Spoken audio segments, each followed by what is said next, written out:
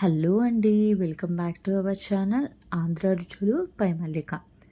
ఈరోజు మనం మైదా, సోడా, రవ్వ ఇవేమీ లేకుండా అప్పటికప్పుడు క్రిస్పీగా అండ్ సూపర్ టేస్టీగా, హెల్తీగా ఎలా దోశలు వేసుకోవాలో చూద్దామండి. చాలా టేస్టీగా ఉంటాయి. మీరు ఒక్కసారి రుచి చూస్తే వారానికి 2-3 సార్లు ఇదే చేసుకొని తింటారు. అంత అద్భుతంగా ఉంటాయండి. ఇంకెందుకు ఆలస్యం, ఎలా ప్రిపేర్ చేయాలి ఏంటి అనేది చూసేద్దాం పదండి. దీనికంటే ముందుగా మన ఛానల్ని ఎవరైనా సబ్స్క్రైబ్ చేసుకొని వాళ్ళు ఉంటే సబ్స్క్రైబ్ చేసుకోండి. దీనికోసం ముందుగా ఒక మిక్సింగ్ బౌల్ తీసుకోండి. దాంట్లో 1 కప్పు వరకు జొన్నపిండి వేసుకోండి.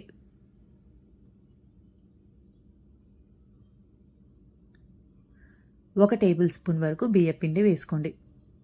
వరి పిండి అంటారు కదండి, ఆ పిండి ఇది. దీంట్లో వాటర్ పోసుకొని పల్చటి మజ్జిగలాగా ఉండేంత వరకు కలుపుకోండి. ఎక్కడా ముద్దలు లేకుండా పల్చగా వచ్చేంత వరకు పిండిని వాటర్ పోసుకొని కలుపుకుండండి, వీడియోలో చూపిస్తున్న విధంగా.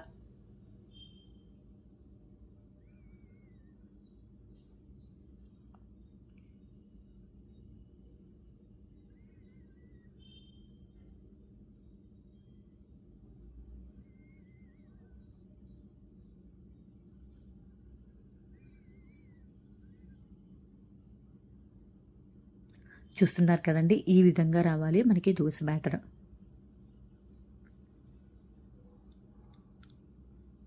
మనకి చిక్కటి మజ్జిగ ఎలా అయితే ఉంటుందో అలా వస్తే సరిపోతుందండి. ఇప్పుడు ఇందులో ఒక మీడియం సైజు ఉల్లిపాయల్ని సన్నగా కట్ చేసుకొని వేసుకోండి. కొంచెం తురుముకున్న క్యారెట్ కూడా వేసుకోండి. ఒక పచ్చిమిర్చిని సన్నగా తరిగి వేసుకోండి. కొన్ని కరివేపాకు ఆకుల్ని సన్నగా చాప్ చేసి వేసుకోండి.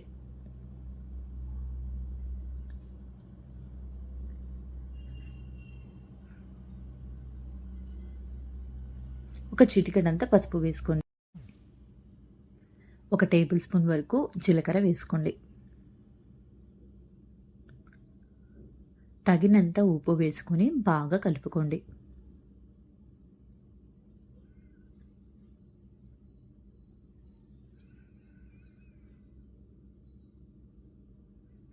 అంతే అండి, మనకి దోశ బ్యాటర్ రెడీ అయిపోయింది. ఈ విధంగా ఉండాలి కన్సిస్టెన్సీ అనేది.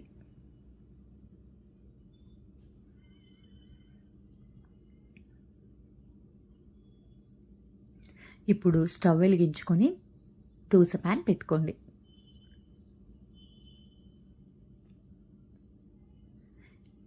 దాని మీద టిష్యూతో ఈ విధంగా క్లీన్ చేయండి, డస్ట్ ఏమైనా ఉంటే కనుక పోతుంది.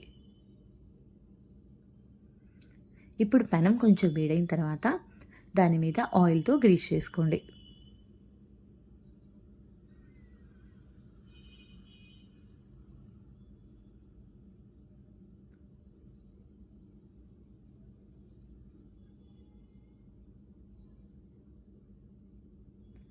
ఈ పెనం బాగా వేడెక్కిన తర్వాత వీడియోలో చూపిస్తున్న విధంగా బ్యాటర్ని ఇలా పోసుకోండి.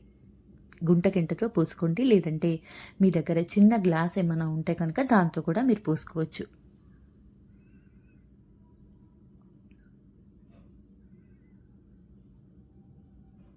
ఈ దోశల్ని మీరు లో టు మీడియం ఫ్లేమ్లో కాల్చుకోండి. ఈ దోశ కాలడానికి మీకు మినిమం 3 నుంచి 4 నిమిషాల వరకు టైం పడుతుందండి.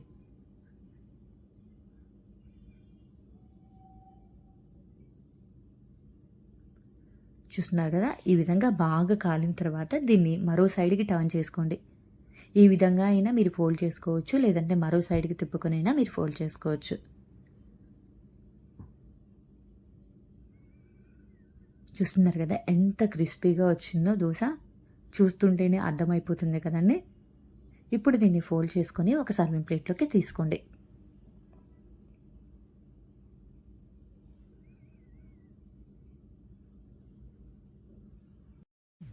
ఇదే విధంగా మనం కలుపుకున్న పిండిని మొత్తాన్ని కూడా దోశలుగా వేసుకోండి.